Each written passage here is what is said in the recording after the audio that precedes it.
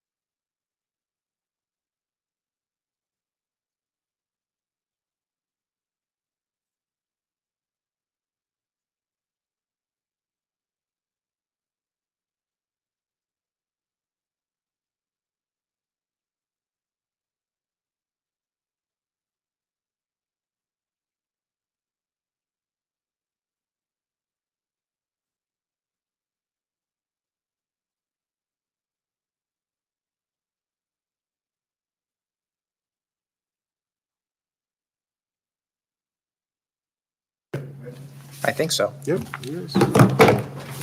All right. Good evening. I'm going to call the meeting to the study session portion of the meeting to order, and we'll do so by reciting the Pledge of Allegiance. Oh, there it is right there. Ready? Begin. I pledge allegiance to the flag of the United States of America and to the republic for which it stands, one nation, under God, indivisible, with liberty and justice for all. Amen. Okay. Please note that Mr. Meyer is 2 minutes late. So for the study session, do we have any changes to the agenda? No changes. Communications? No communications. All right. We have one discussion item, and that is for the board to receive to review a couple of policies and have a presentation from our legal counsel. Dr. Finch, would you like to introduce Mr. McKay to all of us, please? Sure. So Jason McKay has presented in the past. When WVSD, the Washington State School Directors Association, had recommendations for some updates to this policy 1610 conflicts of interest, there was at that time interest by the board to have a training for the school board on their study session here in August. And so we've scheduled Jason McKay, district attorney, to come from Spokane and meet with us in person.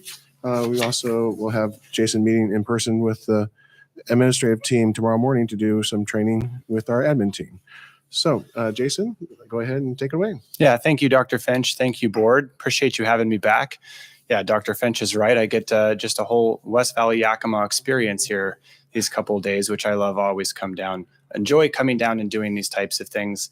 As I always like to tell folks, giving presentations and trainings is truly one of my favorite things that I like to do. So I think it's always great opportunities to come and provide instruction and education. As always, with presentations like this, I appreciate questions throughout. We'll have opportunity for questions at the end. If there were no questions at all, we'd breeze through this thing pretty quickly. But of course, as you have questions, any scenarios you want to run by me as we go through, I just invite you to please raise your hand. As I always have to say whenever I'm addressing the board, of course, if you have any specific questions or need any legal advice on any specific instances or issues, then I would suggest reaching out to me in a different capacity. But of course, here to provide general information and guidance as we go through. And I know, of course, that the laws and the policies are always changing, amending, updating. So it's important to go through this regularly to make sure that you understand what the rules are. So again, today, my process is, again, typically pretty communicative and interactive. I would prefer not to be just talking at you the entire time. So please just interject and ask any questions. I'm going to be breaking this down, as you can see in the presentation in front of you, kind of into several different pieces.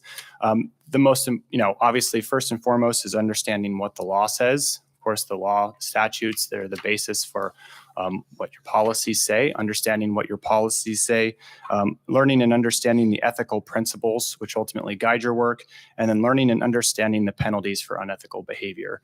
And then as I do that, we're going to be going through, and I've kind of structured this, at least a large chunk of this, and more or less a kind of true or false question type of thing. So you'll get some scenarios thrown at you, some very common scenarios which mirror the law and mirror your policies, and we'll get some feedback from everybody on what they think. And then based off of those scenarios, we go through and talk about what the law says. Okay. All right. Again, just quickly, the basis for this, where this all comes from, RCW 4223, which is the Municipal Officer Code of Ethics, is the statute that dictates that you cannot have a conflict of interest. Based off of that statute, you have multiple policies. The two we're going to talk about today are policy 1610, which covers conflicts of interest, as Dr. Finch just alluded to, and policy 6230, which discusses relations with vendors. And then, of course, there's always WVSD's always coming out with updated guidance. They have a document that many of you have potentially seen called the Avoiding Conflicts of Interest, a guide for school board members and superintendents. That's WVSD's essentially take on what the policies and the law says, and their guidance to you. Obviously, it's not legal advice, but their guidance on what WVSD believes is permissible And then they have an entire question and answer session at the end. And we're going to be covering a lot of those topics today. Okay, so on the next page, slide number 4, just in general, what a conflict of interest is, where this comes from. No municipal officer shall be beneficially interested, directly or indirectly, in any contract which may be made by, through, or under the supervision of such officer in whole or in part, or in whole or in part, or which may be made for the benefit of his or her office, or accept directly or indirectly any compensation, gratuity, or reward in connection with such contract from any other person beneficially interested herein. That is a mouthful. It is complicated. It's difficult to understand. And so what we're going to do today is break down each and every one of these elements, talk about what's permissible and what's not permissible. Again, why this applies to you. You are considered municipal officers under the law based on that definition as school board members and administrators within the school district. You meet the definition of a municipal officer, which is why this statute applies to you. Okay, your policy, again, which essentially summarizes what the law says, is policy 1610. Neither a school director nor a district officer, such as the superintendent, may benefit directly or indirectly in any contract made by, through, or under the director or officer's supervision. So primarily what this is looking at, of course, is engaging in any sort of contracts, whether that be an employment contract, a collective bargaining agreement. They're looking at those types of contracts that you might be beneficially interested in, either directly, indirectly, or where you might have a remote interest. And there are some special rules if you have what we would call a remote interest, and we're going to talk a lot about that as we keep moving on today. Again, as a general rule of thumb, we're looking at slide 7, breaking down what exactly does your policy 1610 mean. It means, as a general rule of thumb, you should not have a financial interest in the decisions you or the board are making. And really, whenever I do any training, the whole goal is for people to understand, to have those alarm bells going off whenever they're presented with a situation that might be problematic. We don't expect you to understand every single rule and law that's enacted that applies to you. But what we hopefully do with these trainings and with education is that as something arises, as you're looking at contracting with an entity, putting out a request for proposals, and you see an entity come through with a proposal, or if you know one of your spouse or one of your family members wants to apply for a position, or maybe even you want to apply for a position, that you go, that's right. I think we've got a policy and a law that talks about this. I should go back and refer to that and refer to the training that I had. Also, again, in terms of vendors, you have a separate policy for that. That's policy 6230 that says that neither board members or administrators nor staff will solicit or accept a gift or favor from vendors, prospective vendors, or other firms or individuals who have had or hope to have transactions with the district. So again, you look at slide 9. What exactly does that mean? It means be exceedingly careful in those social situations where you are with someone who, you know, we contract with this person. This person is employed with a company we contract with. This person we know is actively trying to seek a contract with the school district, of accepting any sort of gifts of any sort of monetary value from those people that will be or could appear to be an influence to do business with that person. As we're going to talk a lot about more coming up in this presentation, one of the key prohibitions, of course, is using your position as a school board member to try to influence anything, right? That is one of the largest, most problematic prohibitions that there are, is using your position to try to leverage something or to get a result, right? In a way, getting something for someone that you know or that you're related to.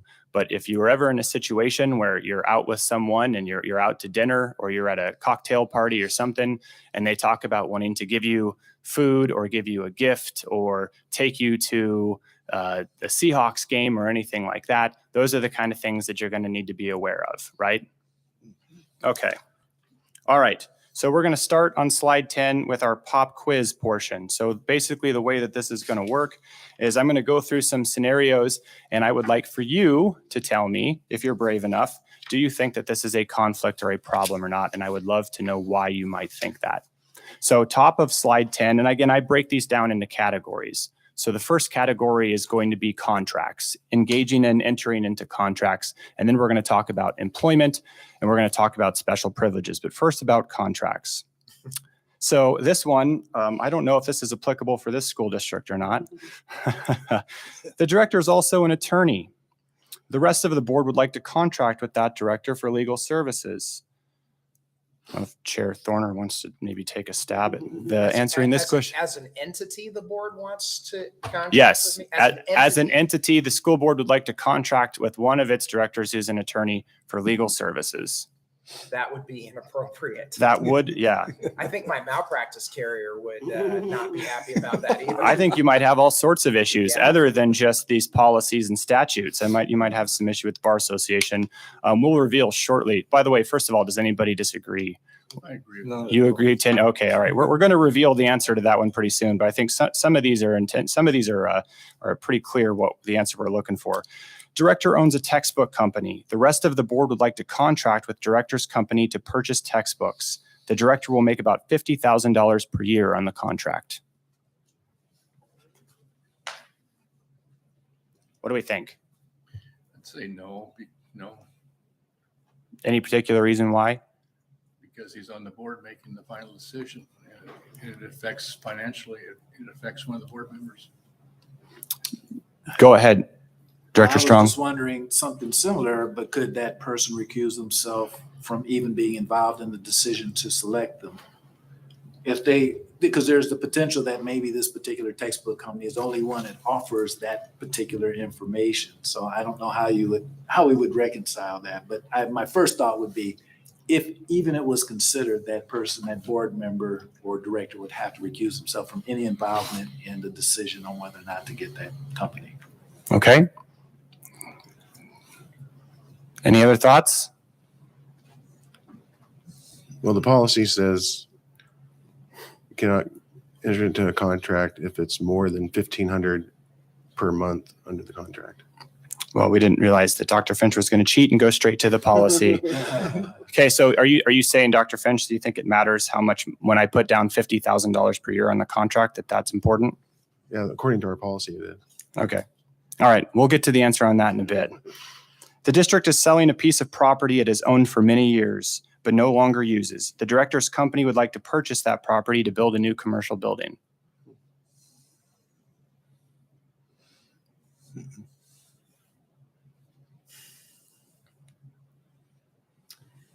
Well, that doesn't really feel like a particularly arm's length transaction, even though the district would be obligated to sell at fair market value and have independent assessments of what fair market value is. We would have to do that anyway with any party to substantiate the transaction that it was at fair market value. But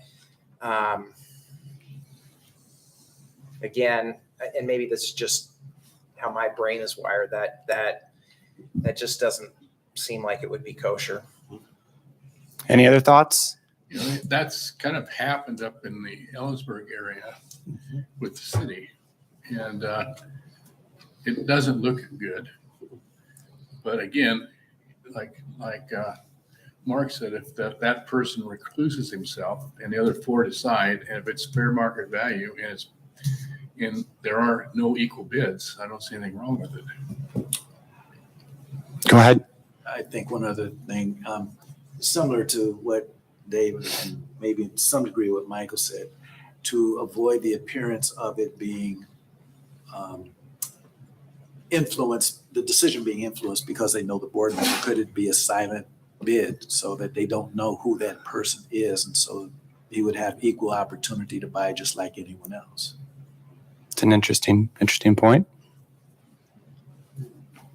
Not easy concepts, as you can see. These are difficult things, okay? And also, you raise an issue I think is really important, which is there's what the law says, there's what's prohibited, and then there's the appearance of impropriety.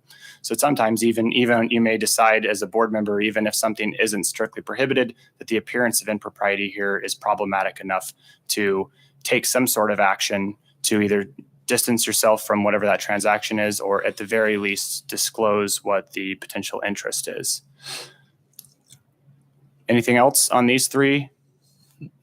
Okay, All right. It's kind of difficult. It's gonna have to be the honor system here because you just don't look to the next slide on your sheet of paper to tell you what the answers. You already looked at it. You already know. I know. This is a lot more effective when it's up on a screen and you don't get to see what it is. So again, the first bullet point there, Director Thorner is exactly right. You're not allowed to. There are some special rules about entering into contracts with directors for goods and services. And it has to do with money, as Dr. Finch talked about. But there is a very specific exception to that for legal services. It is an absolute prohibition on the school board contracting with a director for the provision of legal services of any kind, regardless of how much money that director may make. Even if it's a one-time thing and it's just for a couple of hours, it doesn't matter. There's an absolute prohibition on it. For other contracts, there has actually been a change in the law that just occurred effective July 23rd.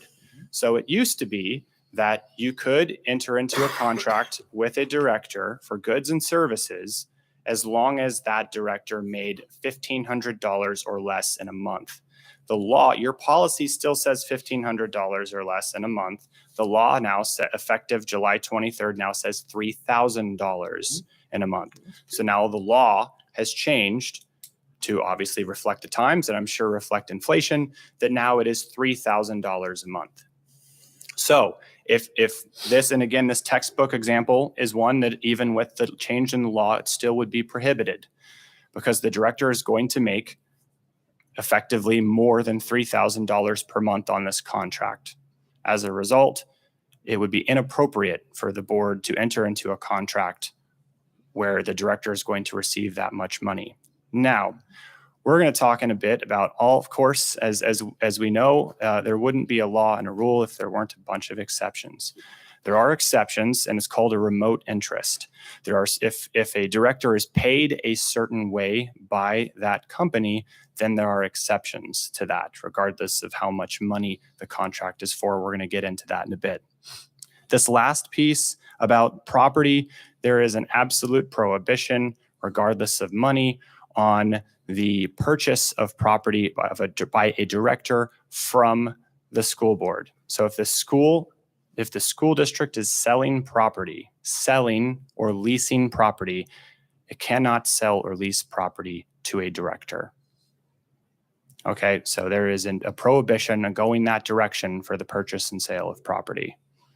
Going the other direction, a director selling property to a school district, you're going to have to look at the rule we just talked about, which is $3,000 per month, or some of the exemptions that we're going to look at in a bit.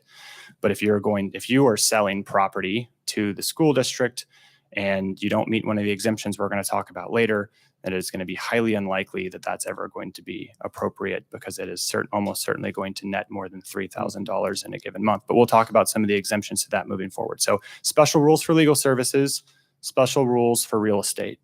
All other goods and services are $3,000. Question for you on that. So if this was a contract of some sort, so you're saying $3,000 a month, so it's $50,000, for example. Could that contract be okay to get around that? Not saying that should happen, but I'm just wondering if it's totally legal or not. $3,000 a month, 12 months is $36,000, but okay, I'm not going to do it that way. I'm going to sell it over 2 years, so I don't have to worry about the $50,000 limit, right? As long at the end of the day, as long as this is not going to net the person more than $3,000 in a given month, then it's appropriate. So if it is something that this person, the director personally, is going to make less than $3,000 per month, regardless of the overall cost of the goods and services, then it's okay. So if the overall, I see the point you're trying to make. If the overall cost of the goods and services is, say, $50,000, and the way that it's structured to pay is that the school district's going to pay it over the course of several years so that the director would make less than $3,000, then that would be appropriate pursuant to the statute. Now, there's still the issue of appearance, of course, Yes. But in terms of the statute itself and the block letter law, that is appropriate. Okay, let's move on to the next one. We're going to get into employment now. The director's spouse applies for a position with the district as a paraeducator. What do we think? I think that'd be totally appropriate as long as he didn't have a direct supervision of that position or job. Okay. And a director would not have direct supervision. So, Okay. Any other thoughts? Probably would not, if their position came up on the consent agenda for hire and approval of their employment contract, that would probably have to be separated from the rest of the consent agenda, disclosed, and then that director would need to abstain from voting Recuse himself. on that particular approval. I agree.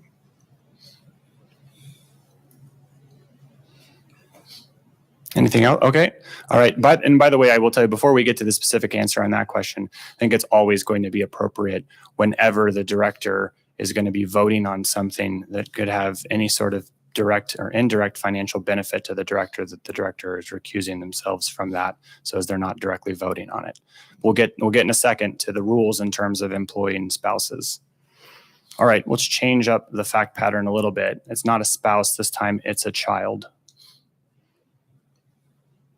A son wants to be hired into a grounds position.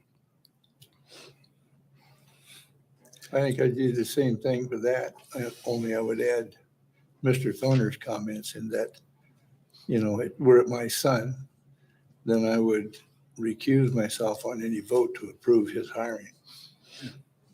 Okay. basically the same as the. Same as the spouse. Yeah. Okay. I think the law is different about that, but We'll find out very soon. find out. Luckily here, the slide is on the next sheet of paper. So you have to I haven't actually, looked. you have to actually flip the sheet to see what the rules are. And I will tell you that you're not wrong about things being a little different for people who are not the spouse. Okay. How about that last one? Director votes on a CBA, which covers his spouse. Ratification vote, go through collective bargaining, get to the end ratification vote, collective bargaining agreement comes forward. I think they have to recluse. Recuse. Mm-hmm. I would think so. Okay. The conflict. Okay. Or get a divorce. These are good ones. Good. Very good discussion on this. Okay. Next sheet of paper. It is prohibited to hire a spouse into any employment position with the district if the director is already on the school board. So if the director is on the school board, then it is prohibited to hire your spouse into an employment position with the district, with one exception that we're going to get to in a bit. Now, the rules are a little different for smaller, we'll call second-class school districts, open that up quite a bit. But for the larger school districts, and the law has shifted on this, is that there is generally speaking an absolute prohibition on the employment of a spouse of the board director, as long if the director is already on the board. You can probably tell from me phrasing it that way that the rules might be a little bit different if the person's already employed when the director is voted in. I grew up in a town where my graduating class was 23. And a lot of your first questions about can you be involved or can you hire somebody who's on the board to do something, your rules apply more to those small districts because oftentimes somebody on the board might be the only carpenter in town. And so we have to hire them. And the same thing with looking at spouses and sons and daughters. Sometimes they're the only people available in a small town to work. So a lot of the rules that you're talking about are different between a big school district and a small school district. That's correct. And that's not just out of practice or out of interpretation. That's out of the law. There are actual specific rules and provisions in the law for second class versus first class school districts. And I think the reason, not that I would ever dare to put myself in the position of a legislature and why they do anything. But that I think one could certainly surmise that the rationale behind that is exactly what you just pointed out. When you're in a smaller school district and you got to employ everybody you can, and people know each other, and people have to accept different rules, and there's more leeway for that. But for a school district your size, it is not permissible. So if that situation were to arise, that a spouse were to apply for a position with the district that doesn't meet the exception we're going to talk about in a few minutes, then there would either have to be a decision that the person would either have to not be hired or the director would have to resign. I do have a question on that, and I don't know if I should wait for the exemption that you're going to speak on. 1919 or But if 19, my spouse, who is a 18. teacher, Hmm. were to apply for a different role within the district at the district office level, let's say.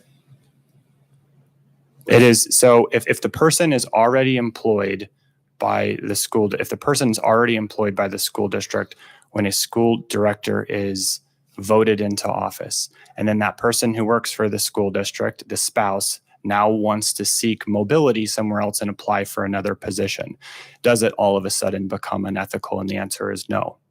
So in that situation, it's perfectly acceptable for that person to accept another position within the school district, but the school board member in that situation would have to recuse themselves from any voting or discussion on that vote. Right. So if that were to come up and now a recommendation has been made to the school board to hire a classified employee, for instance, and that person happens to be the spouse of a director who has been working here, then that director would have to say, I'm recusing myself from this given my interest. And if there's any discussion in an executive session, that director would have to not be in the executive session or participate in any way. So I have a follow-up question because related to this issue, you said two different things at one time. First time around, you said if that board member was appointed. The second time you said elected. It's a difference. Sure. No, thank you for catching that. It is no difference. It doesn't. So it's immaterial how the board member got there. So when we're looking at this analysis for this is, was the board member there on the board or not? So yeah, apologize for using, those are obviously very, very different terms. And I don't want to imply that the rules are any different for an appointment versus an election. It's all about timing. But it's good question. Just want to be clear. Nope. Okay. Now, I promised, as you were correctly pointed out, the rules are a little different for other family members. There is no absolute prohibition on the employment of a family member who is not a spouse, as long as, and this is where it gets fact specific, as long as that director isn't going to benefit financially, directly or indirectly, from the employment of that family member. And this is where I think the follow-up question that always needs to be asked, and WVSD contemplates this with its guidance as well, is does that family member live in the home? That is typically the number one fact that we're looking at if we're trying to determine to what extent would hiring this child or parent, brother, sister, to what extent does hiring this person benefit the director? There is a bit of an implication that if a child, for example, is still living at the home, that child getting money is going to, in one way or another, benefit the director. But it is a very fact-specific analysis. So it would have to be one of those things where if that were to come up and you'd have a family member who is not a spouse who's wishing to apply for an open position within the school district, then there would have to be an analysis with the assistance of legal counsel to determine does this child, son or daughter, live at home? To what extent does this person pay any bills? Those are the kind of questions we're going to have to look into to determine, is there any benefit to the director to employ this person? So If there isn't, then there's no prohibition on employing that So person. that's just your immediate family, right? That would be, in theory, it could be any family member as long as that, if that person is somehow, if employing that person is going to somehow benefit the director. Obviously, the reason that we use the child is because typically that is the most common scenario where the child is living in the home with the director. But I think the analysis would be the same if it was a family member who was living with you and was going to help pay the bills with the money that they get from the school district. So I would say any family member, even extended family, should be looking into that to determine if there's any sort of interest. What's the process that is followed if I'm on the school board and we hired my daughter? I don't have one, but if we did to do a job, I broke the rules. What's the process that is followed to dispute that decision? Well, we'll talk a little bit. We'll get to the end and we'll talk about kind of the consequences and the general process for that. So we'll put a pin in that because we will get back to discuss that process, because that's a good question.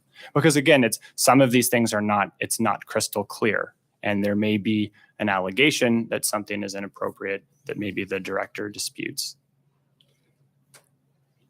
So you couldn't put a mother-in-law apartment out in your shop and then rent it to her, Dave? So my daughter I don't want to. Mm-hmm. is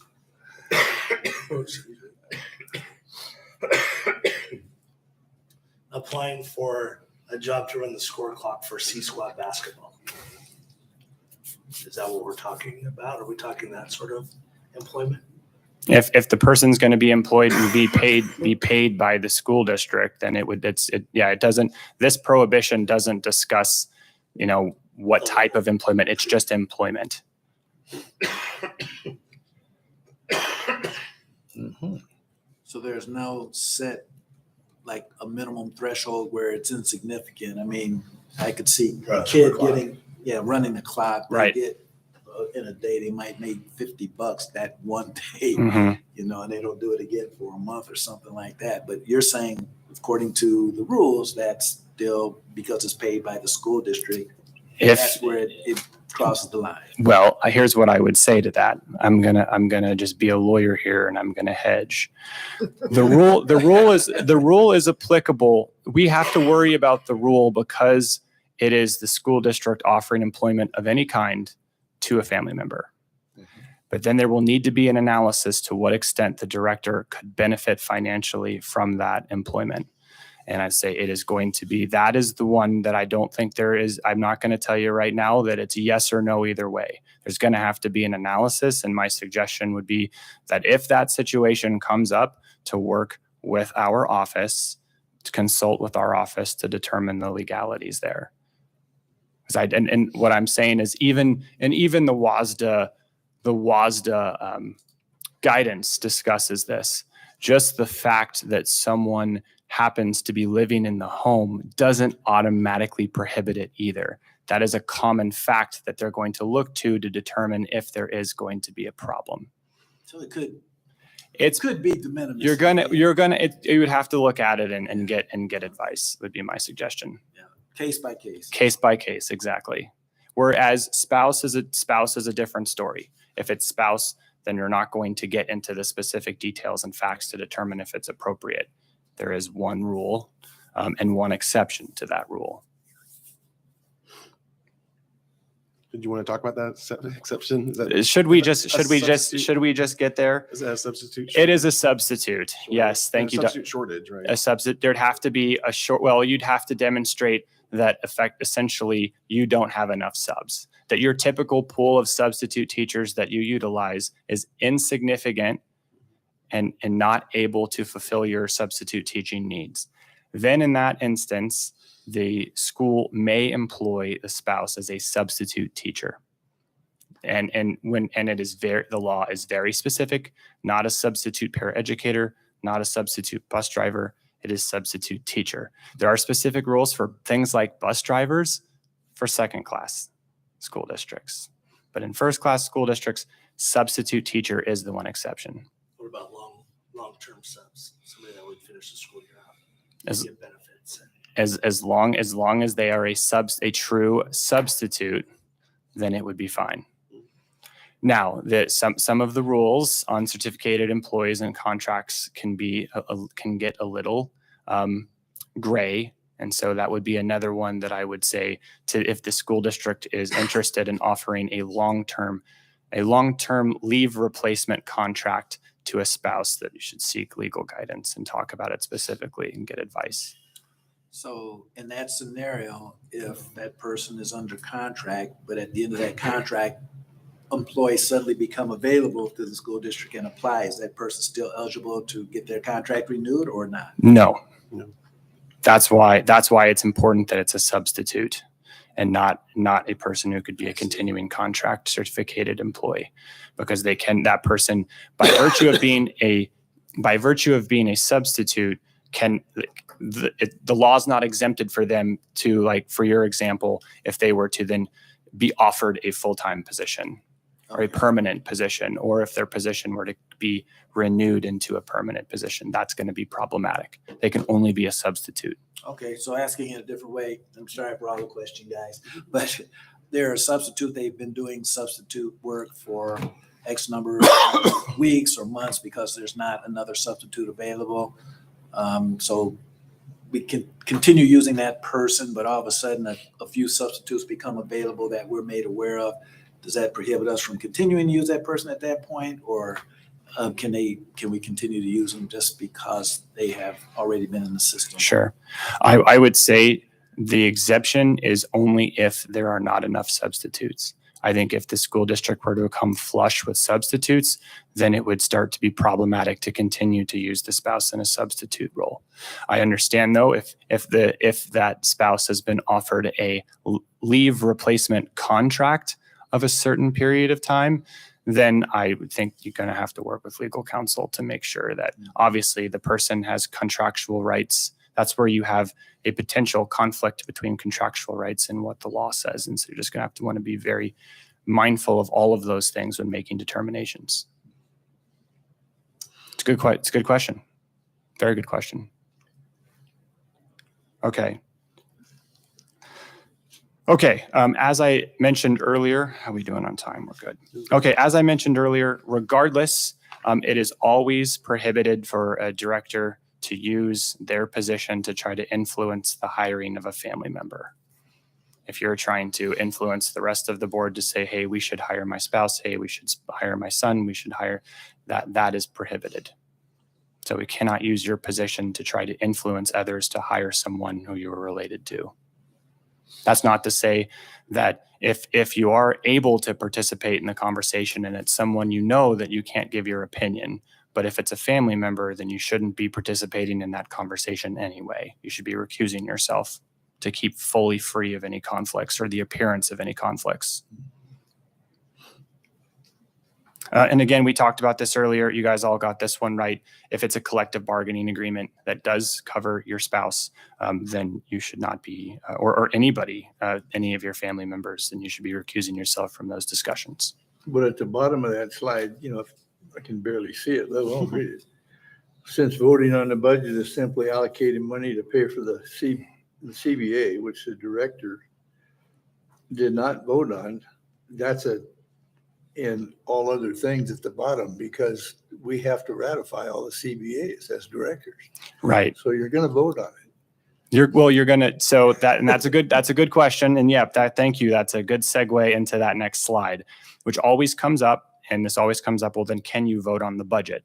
Because the budget is implicitly voting to approve a collective bargaining agreement. Now, it is perfectly permissible for a school director to vote on the budget, because if the ratification vote has already occurred and the director wasn't involved in it and recused themselves from it, it is okay for that director to then vote on the budget. If you were to extend these rules that far, then you would get to a place where ultimately you wouldn't be able to vote on virtually anything. So and the prohibition, I would say too, to further address that, is about contracts.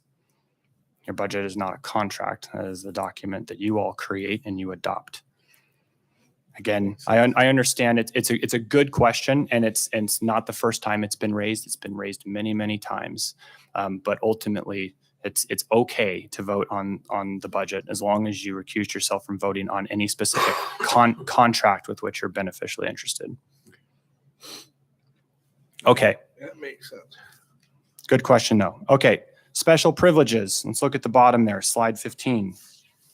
The director contacts the HR director and tells her she should hire the director's son for the grounds position. So now we're not talking about trying to influence the rest of your directors anymore. Now we're talking about trying to influence an actual staff member.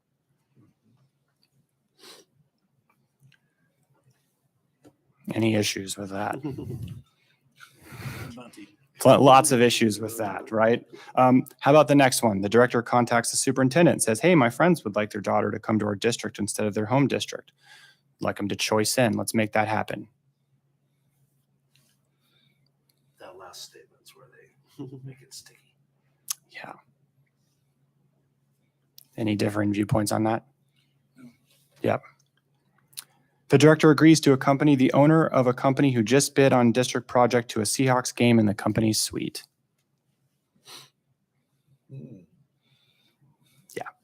Never happens. Yeah, right?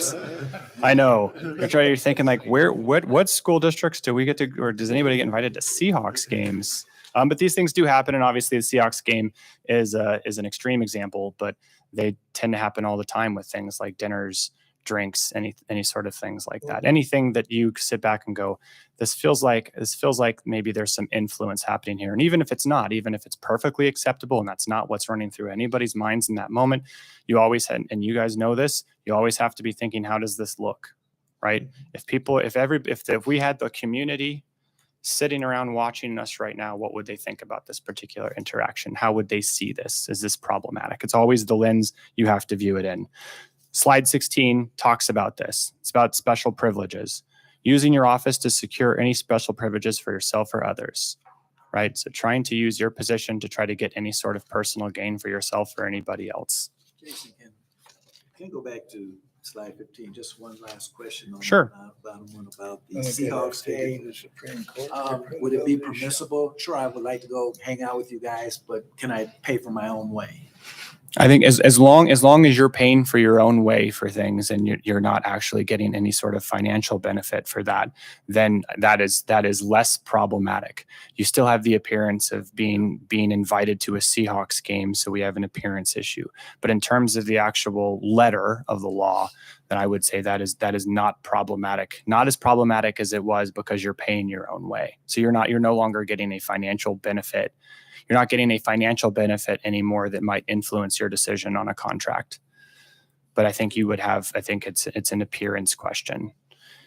And if you have any situations like that come up where someone says, we'd like to invite you to this particular event or to this thing, and don't worry, you can pay your own way, that would be something that I would suggest working with my office to talk about the specifics of that to determine whether or not that's appropriate. This is just for us lower level elected officials, right? Just for all of them. Okay.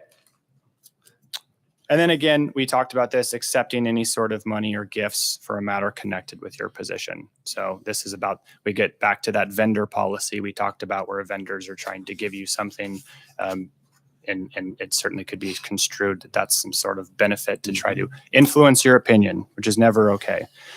Quick word on confidentiality before we get to the exceptions. You are prohibited from accepting any sort of outside employment where by virtue of accepting that outside employment for whatever reason, you would need to disclose any confidential information that you've gained here at the district. In fact, I could honestly just boil down this entire slide to one thing. Don't disclose confidential information that you've gained here as a school board member for any reason whatsoever. Because whether you're trying to use it for your own benefit or for your company's benefit, any disclosing of any sort of confidential information, like for example, things that are discussed in an executive session, is strictly prohibited by law, right? Unless the school board has made a determination that something can be disclosed that it was an executive session. Having conversations with anybody about what happened in an executive session is going to be a problem. You all know that. But so obviously disclosing any sort of confidential information outside of your work here is going to be a problem. Okay, exceptions. We've discussed a few of them already.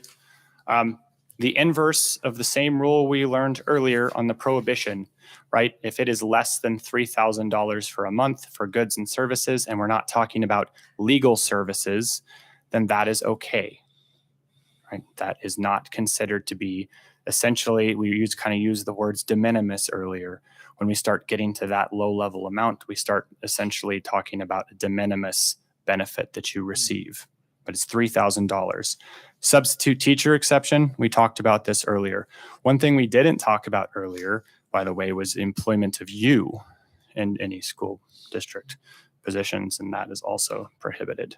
Again, and this happens all the time in the second class school districts. It is acceptable for school board members to hold certain positions within the district, and that actually does happen. It is not permissible in a class 1 district. Okay, so you can't employ yourselves. So a school, I could not be a sub teacher. You could not be a sub teacher. The sub teacher exception is only for the spouse, not for you.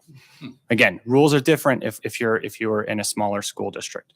You could in certain circumstances, but it's only for the spouse here. And again, the exception we also talked about earlier about if the spouse is already employed with the school district at the time that the board member is appointed or elected into a position, then that is okay. That person can continue to work there. You can continue to serve on the board. You just got to make sure you're staying miles away from any discussions about any actions that either benefits or any sort of adverse action against that person. What's the statute of limitation on that one, Jason?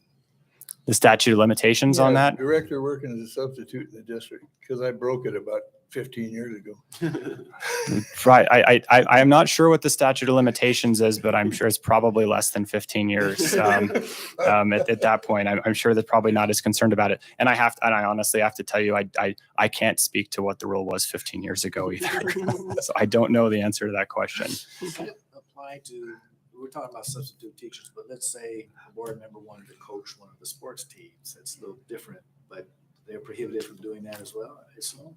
If a board member wanted to coach a sports team, then I would suggest contacting legal counsel to talk about that. What if it was volunteer and not paid? If it's volunteer and you're not accepting any money, then you're not accepting any sort of benefit, and there's no problem with that. If you're going to get paid, though, I would suggest working with me on that. Because that person also, though, gets to hire like an assistant coach and so forth, so they control that money to make a decision on who to hire, right? So there's other entanglements. This is where, now when we talk about just regular certificated or classified employment, the rules are pretty clear. When we're dealing with athletics, things, you hit the nail on the head of some of the issues that need to be addressed. There are a lot of ancillary issues with athletics that need to be dealt with. And it's good to have legal advice before making any decisions, because the rules on that are not crystal clear. Thank you. Yes. It's a good question, though. Okay, slide 20. Directors, and this very rarely happens, but it is okay for a director to be designated as the clerk or purchasing agent of the school district. So you can actually have a director act as the purchasing agent of the school district and actually help make determinations for the school district on purchasing. That is okay. I don't see that. I'm not sure I've ever actually seen that anywhere. But that is something that is permissible under the law and under policy. And the last one I want to talk about is remote interests, because this happens quite a bit. So I talked earlier about the contract prohibition, and there is an exception for that if the director has a remote interest. We talked about the $3,000, right? But what that doesn't cover, what would be an exception to that, are these things listed on slide 21.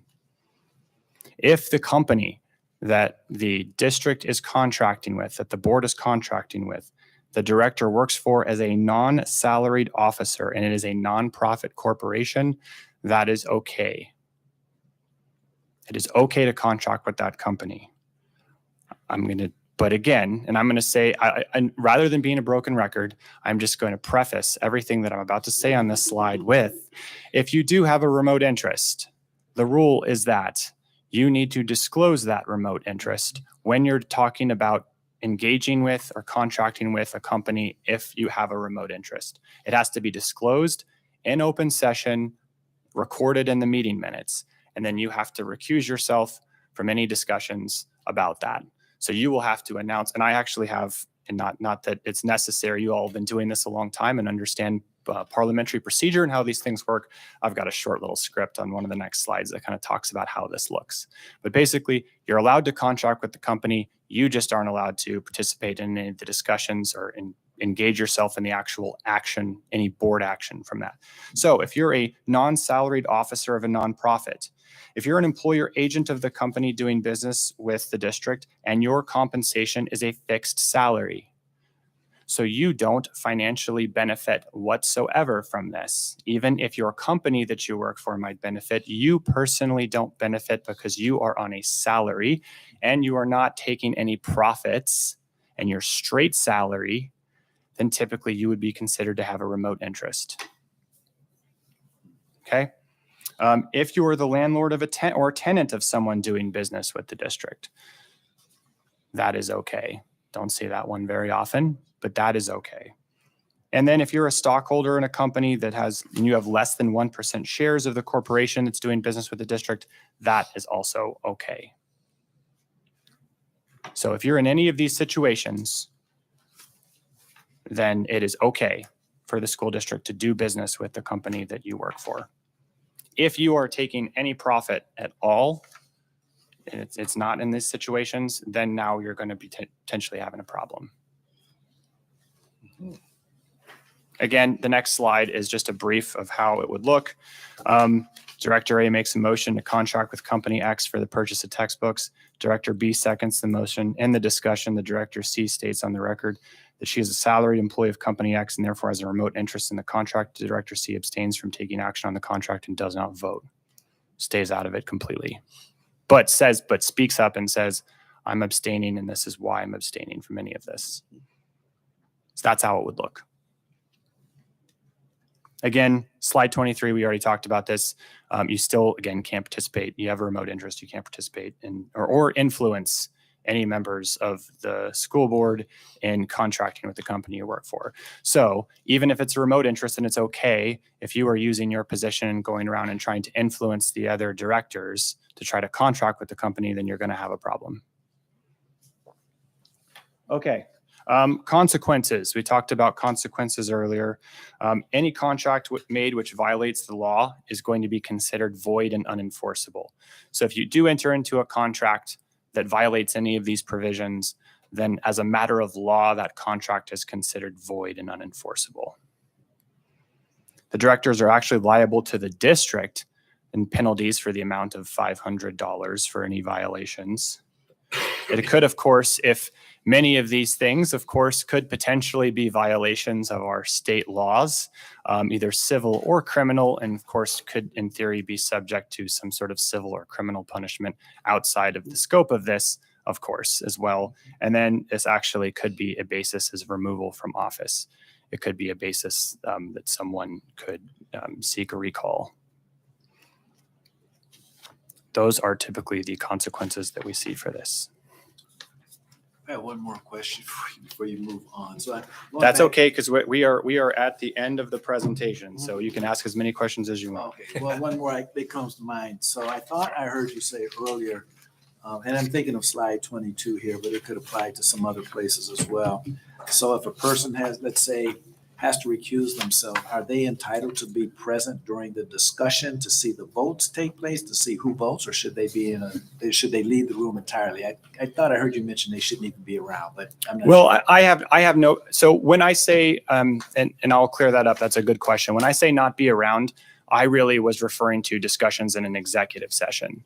If you're having discussions in an executive session, as often is the case, and a lot of this is practice, there's nothing impermissible about if the board members are sitting around and they're having conversations about this in an open session and a motion's made. I'm not saying that you need to walk out of the room.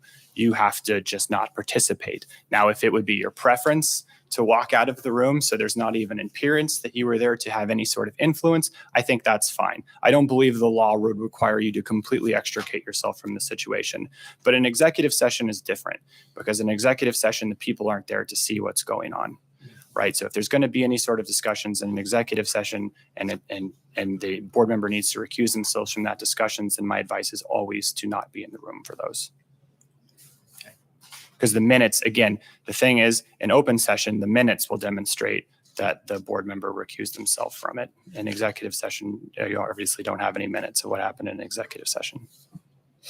Okay, so let me ask it a little differently here, or add to it then. So in an open public meeting like we would be having right now, if a board member knowingly would have to recuse themselves, but could they still participate in the actual discussion of it?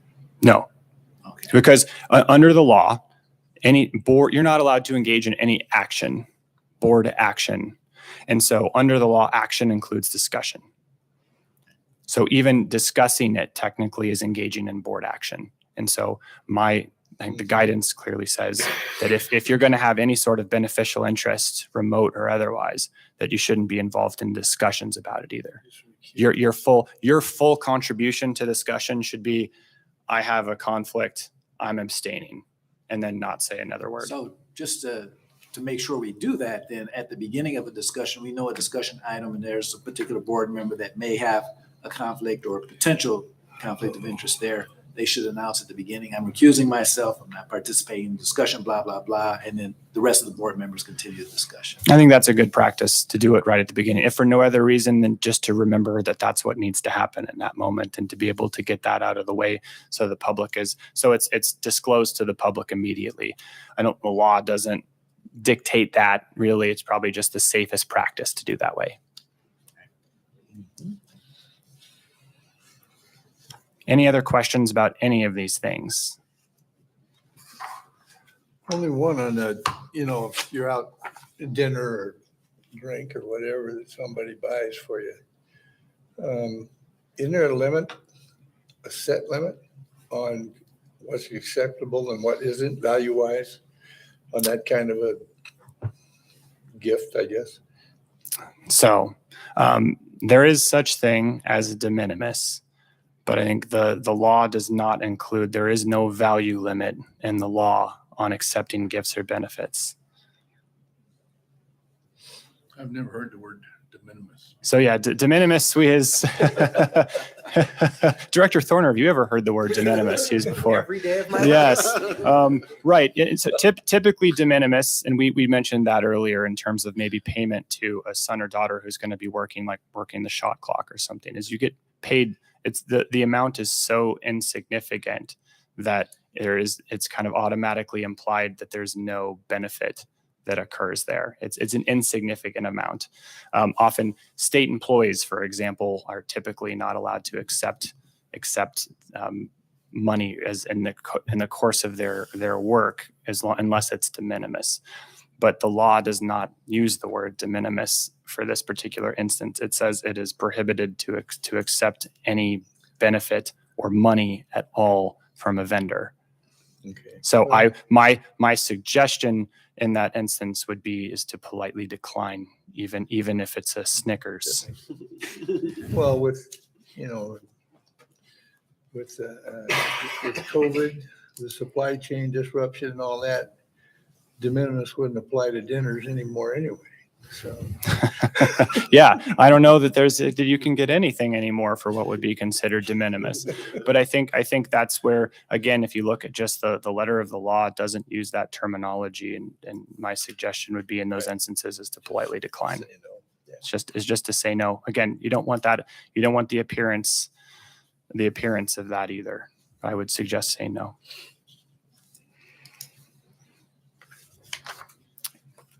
Anything else?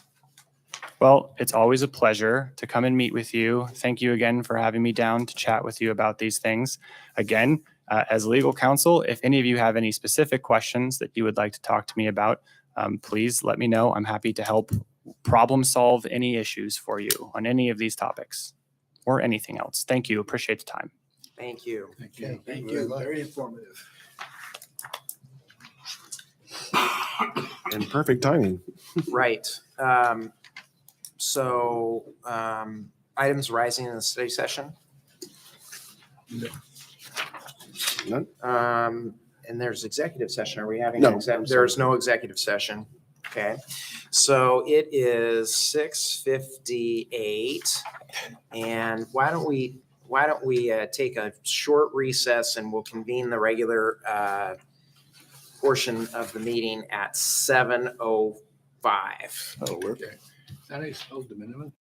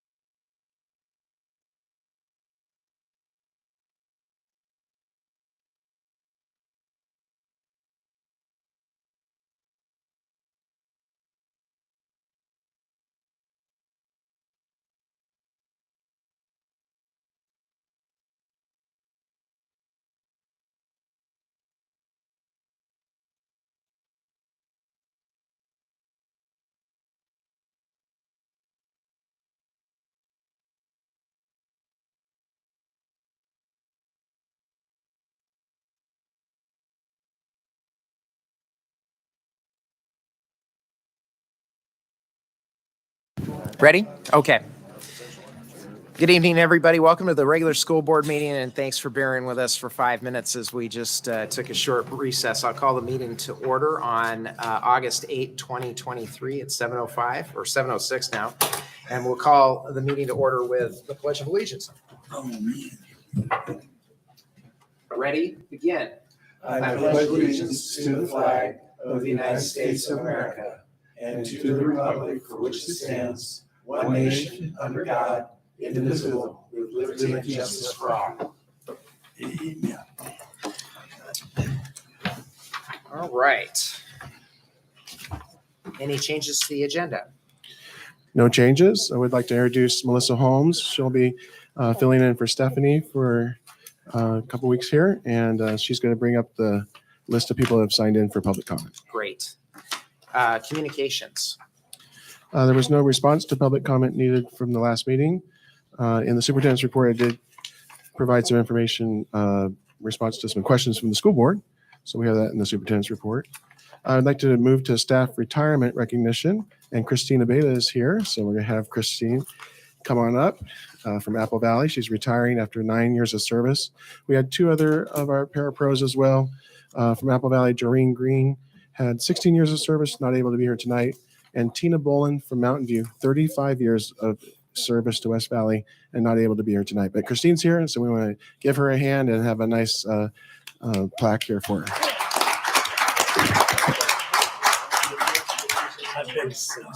She'll come down. Congratulations. Thank you. The COVID shake. Thank you for coming. Thank you. Thank you.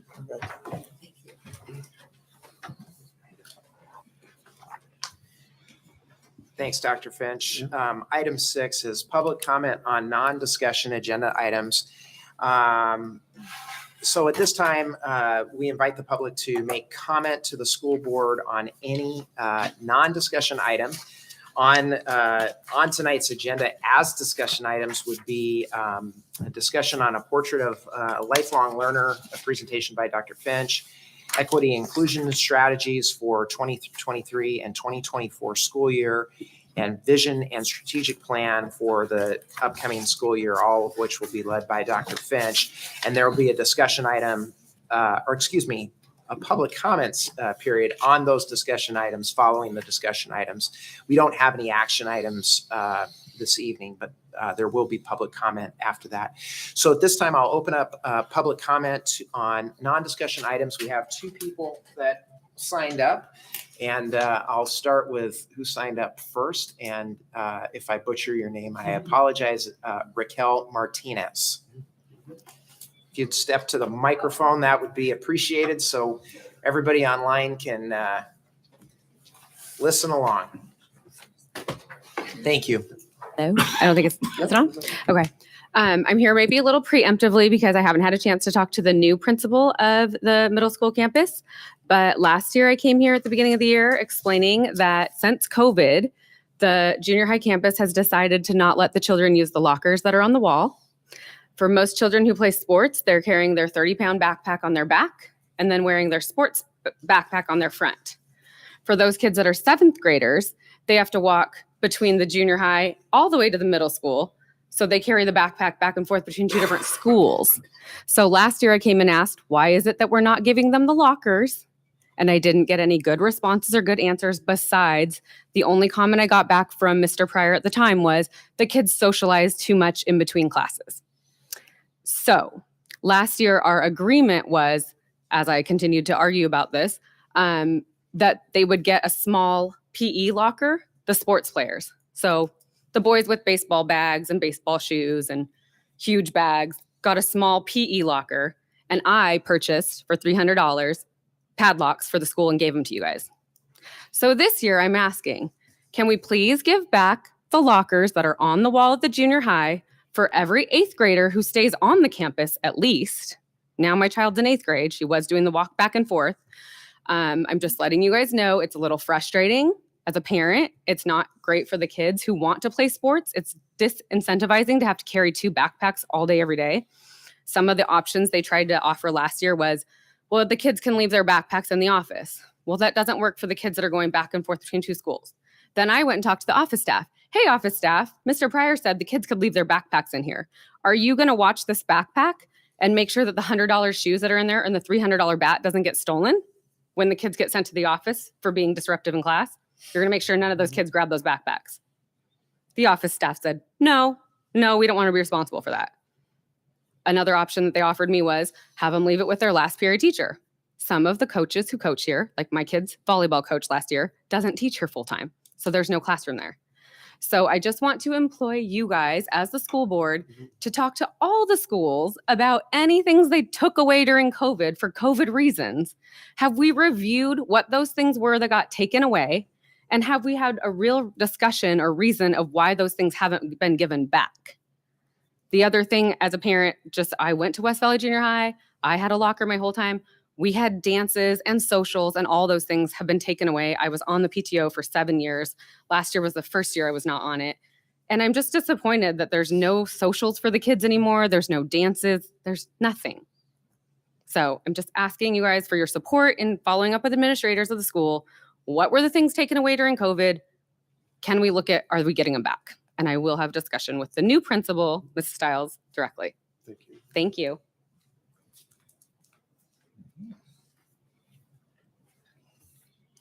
Thank you. Mr. Marinacci.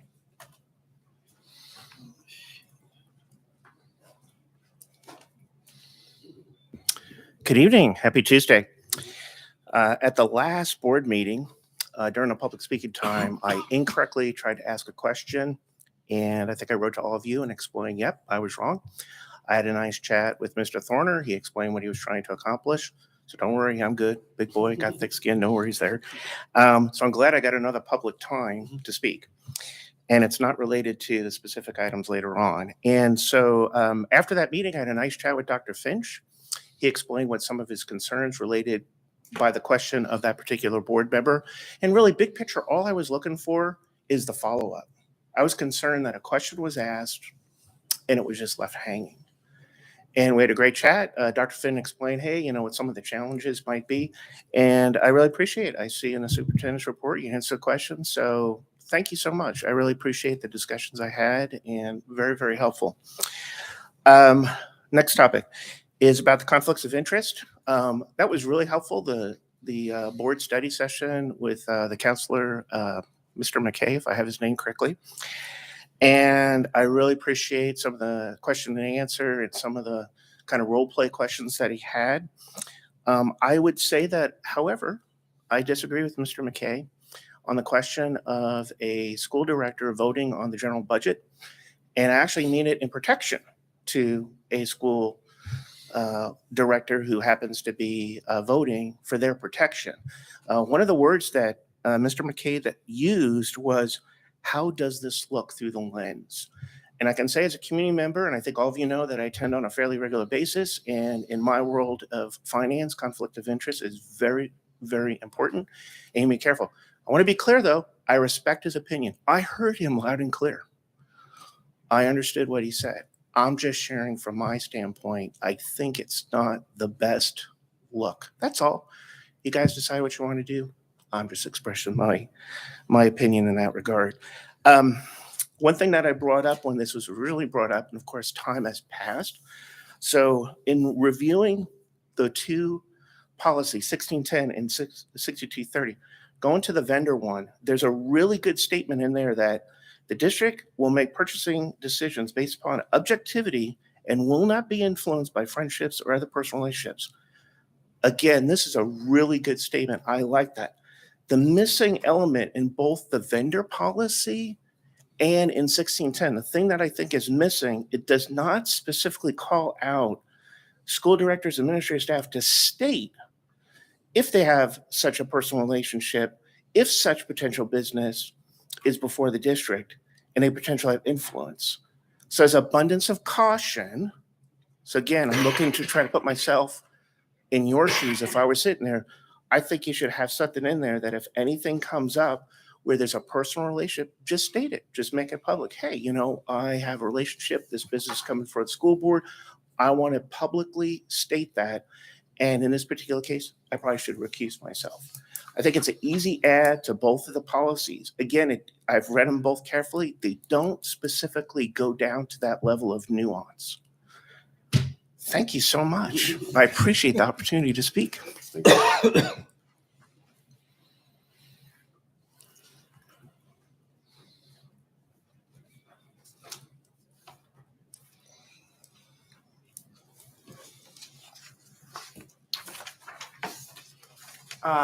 That concludes the people that have signed up for public comment on non-agenda items. Anybody else would like to speak? I'll close the public comment period then.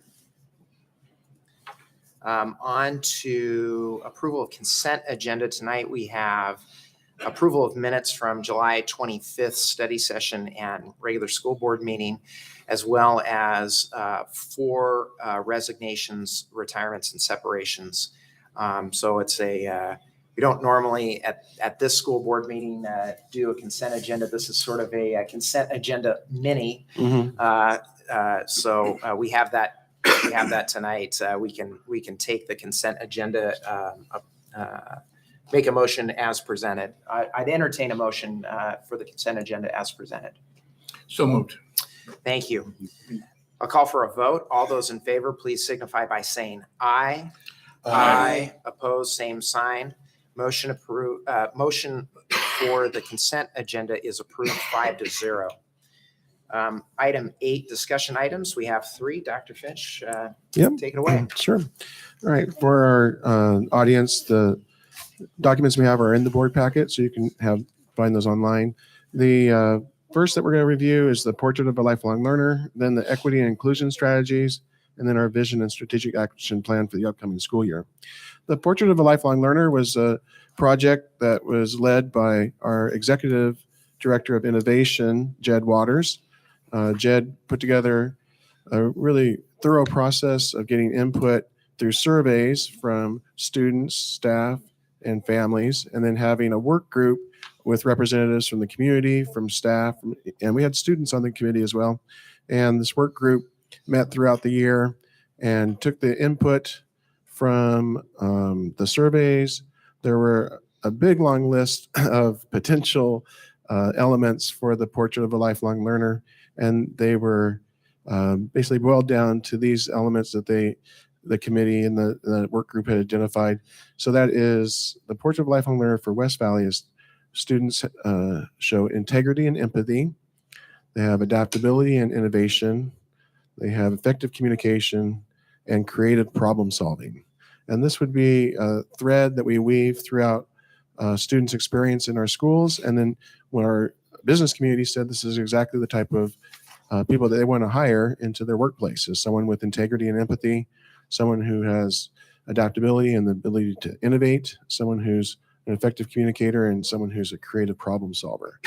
So we're going to just basically share this with the board. If there's any additional tweaks that we wanted to make to this, please let me know, because we'd like to go ahead and make copies and laminate these for all classrooms, and then just work on having common vocabulary that we use through the elementary, middle level, high school, through a student's experience, that they would know what it means to have adaptability and innovation, what it means to be a creative problem solver, and then to have examples in class where they are given problems that they have to solve, and like it says here, identify, evaluate, and prioritize solutions to difficult or complex situations, and implement and reflect critically on a solution. So these are the things that we want to see happening in our classroom. So I just wanted to share the work. Jed was not able to be here this evening. I believe he's presenting at the Tri-Cities Career and Technical Education conference that's going on there. But we want to really give a shout out to Jed Waters for his leadership of this this initiative for the district. How are you? They're great phrases, and you're talking about presenting them in the classrooms. How are you going to teach the teachers how to do that? Sure. Well, we have gone and shared and got feedback from teachers at all the buildings, all the schools, and the first step is just having that vocabulary that we're using across the district. So part of it is kind of a branding, just getting these laminated, getting them up in every classroom. And then from there, start thinking, I mean, these are part of the standard. Effective communication is part of the standards. So that's part of it. But then also, moving towards problem-based or project-based learning where there's students are required to come up with innovative solutions to problems. These are also things that we are wanting to see in our classrooms. And basically by having this as a guidepost for common vocabulary, I think it will help us as we have kids go through the system. I just know that in some classrooms, they're going to have to be reminded and almost not a set curriculum, but to have some ideas for the teachers to use. Right. In each of those areas might be nice. Right. Well, someone had mentioned about COVID. We finally are able to have science trainings in person. We're going to kick off the school year on August 21st with elementary science trainings, and that's all about adaptation and innovation and problem solving and hands-on science. So that's another way that we would have problem solving being happening in our science curriculum, and looking forward to being able to have those trainings in person and have the teachers do the hands-on activities so that they really understand it and they can do a good job teaching it for our kids. Okay, thank you. Dr. Finch, so I really like this, by the way. It's well done. My question is, how does this align or not align with the work that Dr. Campbell is going to be leading the district through over this next coming school year and developing kind of our mission and vision? I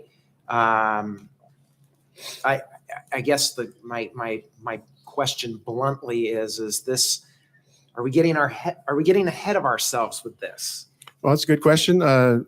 We do have a session that Dr. Campbell's doing with the admin team on Thursday, and she said to make sure to bring copies of this for everyone so that this will be a lens that we're looking through the work, the visioning, and working on the theory of action. So Dr. Campbell's aware of this work, and also she's her whole team said they really thought the layout is really nice.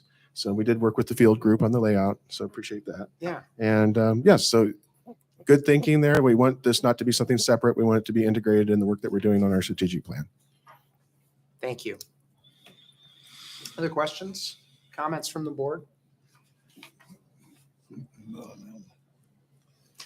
All right, then equity inclusion strategies for 23 and 24 school year.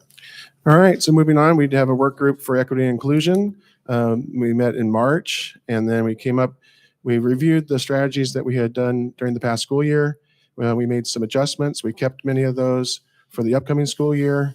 One of the things that we added was the strategies for our leadership and for instructional focus. Appreciate some of the people in the audience that were at the work group. So in March, we came up with this revision here. Then I went to each of the schools and got feedback from teachers.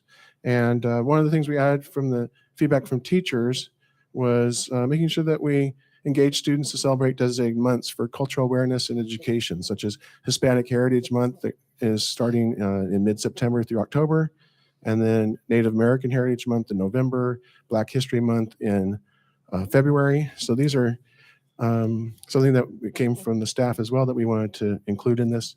But as you can see, we have strategies for leadership, instructional focus, professional development, human resources, safe schools, student engagement, family engagement, community engagement, and data analysis. Last year was the first year we had data from the perceptual data of students, staff, and families. From that, we really raised a focus on safety at school from a student perspective. Our families feel that our kids are safe, but when you ask kids, there's areas for us to improve there. And I'm thinking maybe it's not just the physical safety, but emotional safety that we're talking about at school. And also in our focus group, as we talk to students, they say that the classroom is the safe place, and it's outside the classroom in the hallways, maybe out on recess. And so we're going to have a real focus on positive behavior intervention and supports, the PBIS, in the upcoming school year. We have Richard Pryor as our point person to work with our principals and review our PBIS expectations and make improvements there for our fidelity of implementation. and really have safe environments for our kids, not just in the classroom, but on all spaces on the campus. So there's quite a bit there. Appreciate the participation of our community members who came to the evening where we reviewed our work. And then we're just continuing on with this work. We have, one of the things was that we talked about coming out of COVID, wanting to bring the community together with in-person activities. And we had a great kickoff to the school year last year with our all district celebration. And so we're going to do that again. We last year we did on the night before school started, and then we realized a lot of the schools like to have their meet and greet on that night. So we moved it to Monday.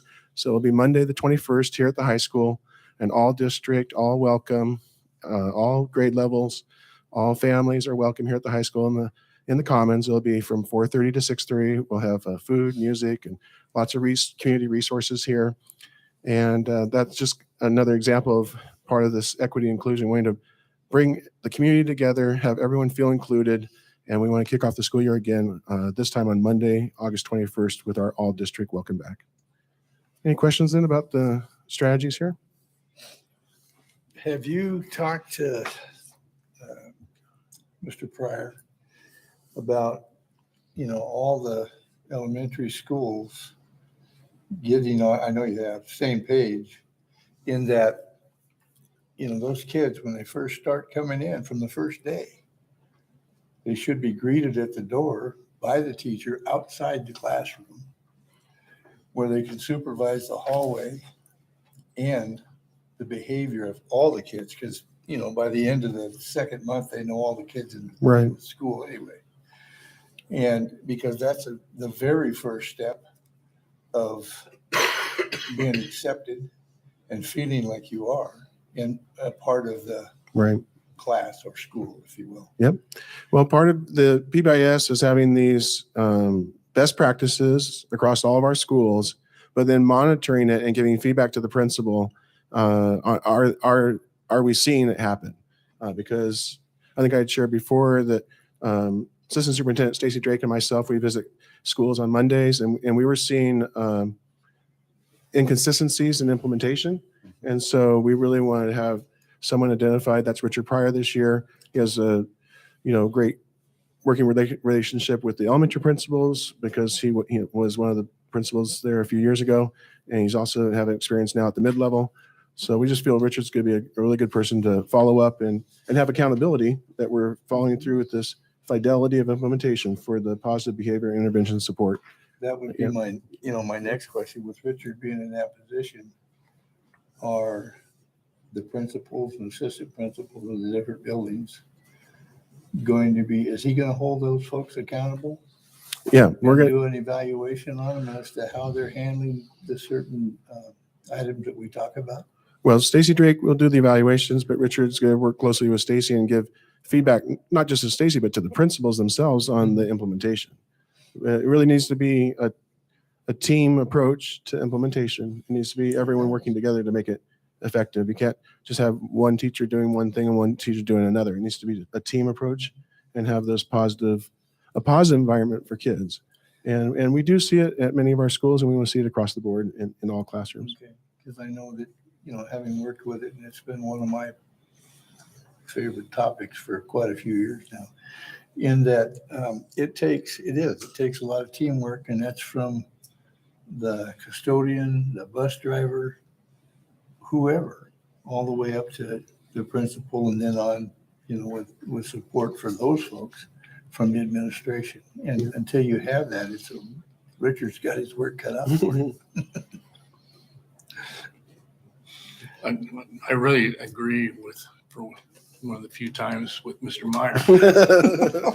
And it might be a good sign of how coordinated we are is if we walk into schools that first day of school and we see in every school teachers in the hallway in every school.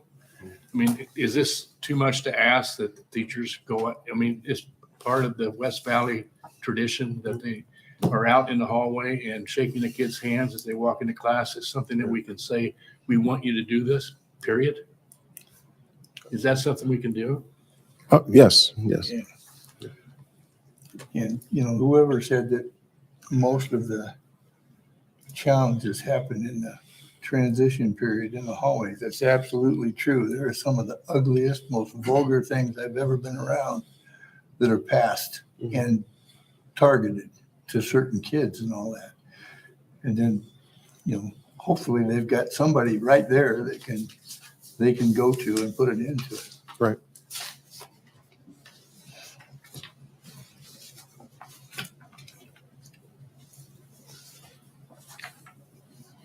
All right. We're hearing no additional input. We'll move on to our strategic action plan for the 23-24 school year. Like Michael Thorner said, we're having a strategic planning year, but that doesn't mean we're going to stay still and just wait for that strategic plan to get done.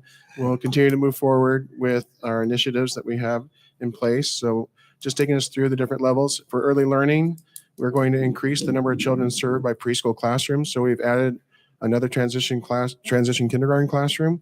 We were able to do that even with the state doing the type of funding. They've basically made it so it's not, it basically is now a categorical program. It's called Transition to Kindergarten. But we're able to fund that additional classroom, and we have the space at Apple Valley to do that. So we'll increase the classroom there. And then we had the grant from Senator Patty Murray's office from the Congressional Directed Spending. We're able to increase our space at Mountain View. And so our partnership with EPIC means that we'll have a state-funded preschool classroom at Mountain View this upcoming year. And so we'll be able to increase the number of children served by preschool classrooms by those 2 additional classrooms. In elementary, we'll continue with the promoting of student ownership for learning with the badge book in pre-K, kinder, first and second. And then we're going to identify learning progressions for the power standards for grades 3, 4, and 5. And that will really get us on a good place for mastery-based learning across all of our elementary schools. And then same thing with the mid-level campus, the learning progressions for 6, 7, and 8. That's our step forward with mastery-based learning there as well. Innovation Center, we've really focused that there was some opportunities in the past year. The ESD had found some funding to run some summer academies. So we'd like to host some summer programs at the Innovation Center next summer. And we'll be investigating ways to have outside funding to be able to provide that opportunity for our students. At the high school, worked with Ben McMurray, our high school principal. We're going to see our staff have peer observations across content areas. We have a new personalized learning class that Ruth Vaselka will be teaching, and we want to have that be successful. And we want to formalize the Student Advisory Council. We've had student focus groups. We want to make that formalized and have the students have accountability that they're going to, feel a sense of ownership, that they're going to attend all the sessions and give us feedback. For all the schools, we just talked about having the foundation of social emotional support and positive behavior interventions and support. So that's where I just said that before about increasing the fidelity implementation. That's our goal across, especially all the elementary schools and middle school. And like you said, we have Richard Pryor identified to be our point person for that, but that's a big project. And so I just really appreciate his expertise in this area and looking forward to the accountability. And we'll have monthly reports to the board that Richard will do on follow-up on PBIS. We'll continue with our professional learning communities, having a collective efficacy with our teachers, working together as a team to impact student learning, have high expectations for students. So teacher expectations result in student achievement, focus on student ownership for learning and student agency, and universal design for learning. So that's having students' voice and choice in their learning. We'll continue to have family-friendly schools and culturally responsive classrooms, and continue with our family engagement and community partnerships, and have that overall continuous improvement model and lifelong learning. For equity and inclusion, I already shared the areas, the professional development, et cetera.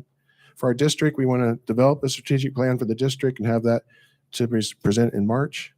We want to complete the timeline for capital projects. So the board approved capital projects in June.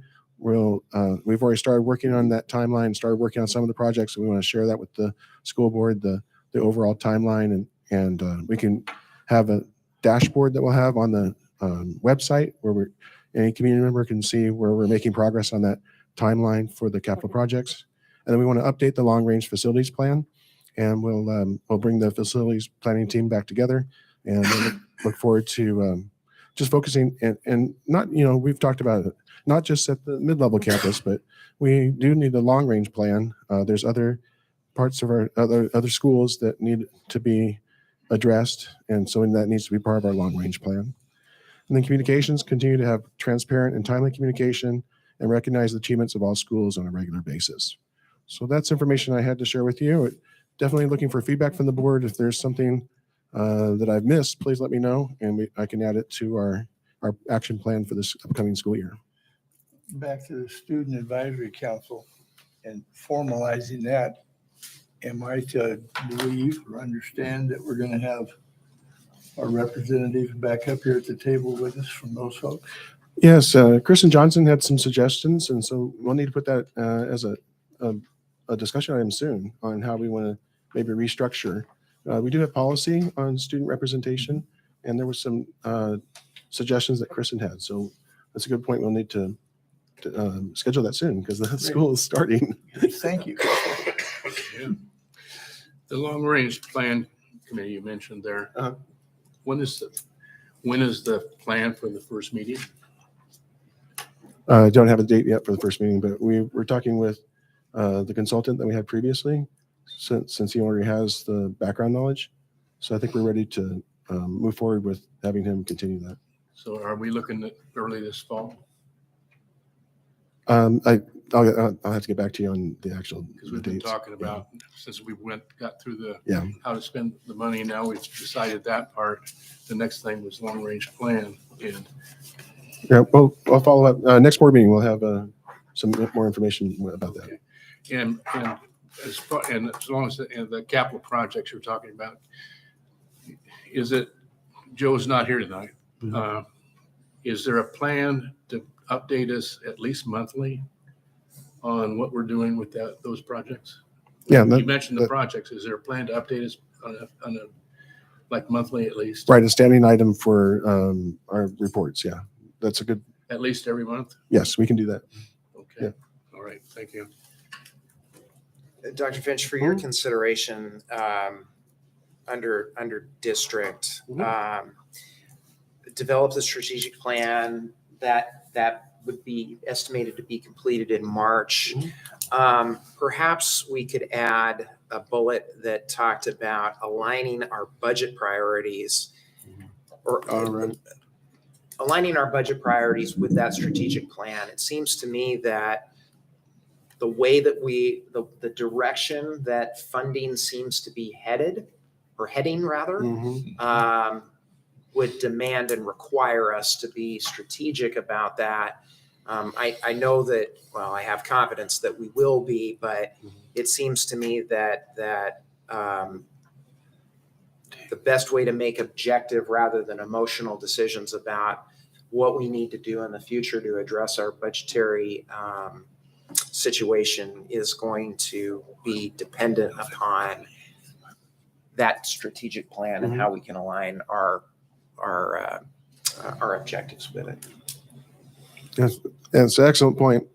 Yeah, we're still looking at declining revenues from federal government from the emergency relief funds. So it's definitely good to call that out. And we do want to have our strategic plan and have our budget be aligned. That's a good point. Any additional input from other board members?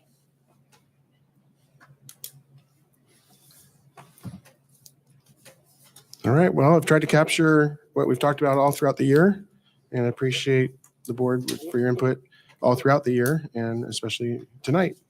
So we'll get those updates and we'll move forward. Thanks, Dr. Finch. Item 9 is public comment on discussion items that you just heard. We don't have a sign-in sheet for that, so anybody that would like to address the board on anything that we just discussed, portrait of a lifelong learner, equity and inclusion strategies, vision and strategic action plan for the next school year, is welcome to do so at this time. I would just Ryan Matthews for the sorry, record. Ryan Matthews. I guess, Dr. Finch, I would just ask that maybe we get Jed back on a future meeting to do a more complete presentation. That was I don't remember, a 4-night event with good community participation. And I think a lot more background and Mhm. purpose and structure than you guys have in a single piece of paper. So I think we should give Jed the opportunity to present that more fully to the board. Yep, that'd be great. And we do have Jed scheduled for September. He'll give an overview of career and technical education.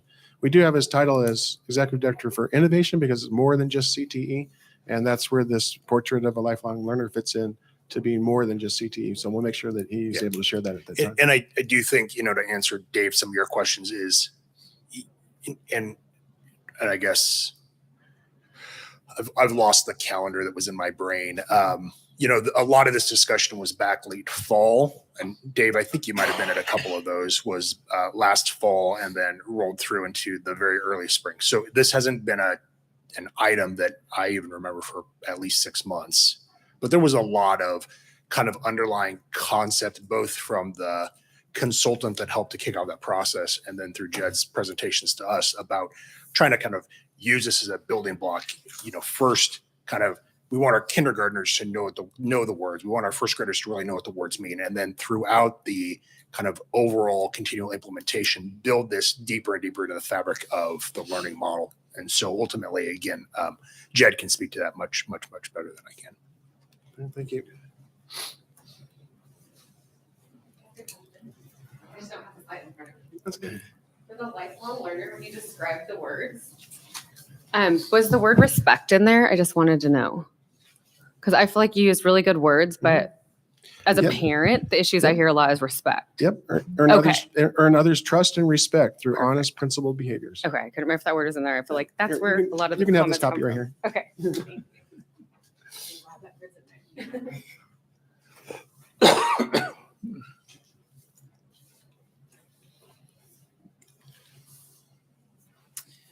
All right, since nobody's tackling one another to get to the microphone, I'll close the public comment period. Item 10 is action items, of which we have none this evening. Item 11, items arising.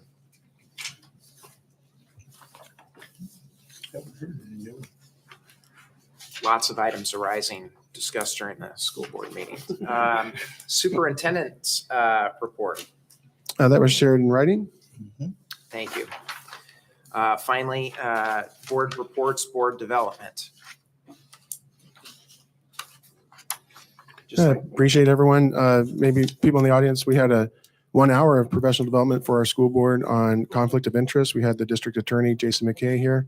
And so just appreciate the attendance that we had of all 5 board members here for that important training that we just had in our study session. So thank you. And I was just going to dovetail a thanks for setting that up. And I'm also, it's nice to have Jason come down and speak with us. And I'm also grateful that he's going to do some training with our administrators to maximize his trip down here. So I think that's really, really good. So thank you for that. Anything else from the board members?